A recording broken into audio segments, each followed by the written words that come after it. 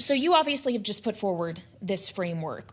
How can NEMA essentially help to make data centers more efficient? What does it take? Yep. So we represent the electrical equipment manufacturers. We make up about a third of every data center that's built.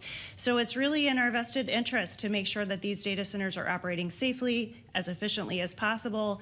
And that's really why we came together to produce this blueprint, in order to contribute to this conversation about how we're going to manage these large loads that are coming online. Is this like Christmas morning for you guys? I wake up to another headline every day, and today was no exception. Microsoft, Chevron signed power deal for Texas data center. You've got GE Vernova attached to it. You've got Caterpillar. Everyone's rallying. Maybe there'll be another one tomorrow. Is this good news for you in that a story like this keeps data center off the grid, or is it your job to marry the two? It's our job to marry the two. I mean, it is a great time to be in the electrical industry, not only because of what's happening in the data center space, but we're onshoring manufacturing. That every manufacturing facility, about 30% of the spend is on electrical equipment. You think about, we're also starting to power our cars through electric vehicles. So it really is the age of electrification, and so this industry is in quite the pole position to serve each of these end markets. And how do you do that more efficiently? What needs to change? Well, that's really what this blueprint, this data center blueprint, is all about. How do you use all of these electrical technologies in a data center application? Think about them as a whole system, build for efficiency, but also for scale and speed. And so that's what this framework does.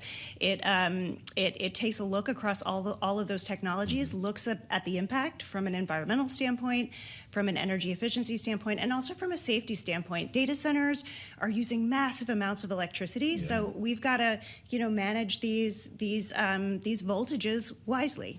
I mentioned the Microsoft Chevron deal. That's a natural gas deal. You're dealing with moving electrons from any number of sources, though. And for how long will this be an all of the above as we try to look to the future of nuclear? You're still going to be pushing natural gas, oil. I don't know if coal's involved in this. Will solar become a bigger part? Absolutely. We believe we need all sources of generation, no doubt, and for the foreseeable future, for at least the next 10 years. Is gas at the top of that list? I mean, gas is in there.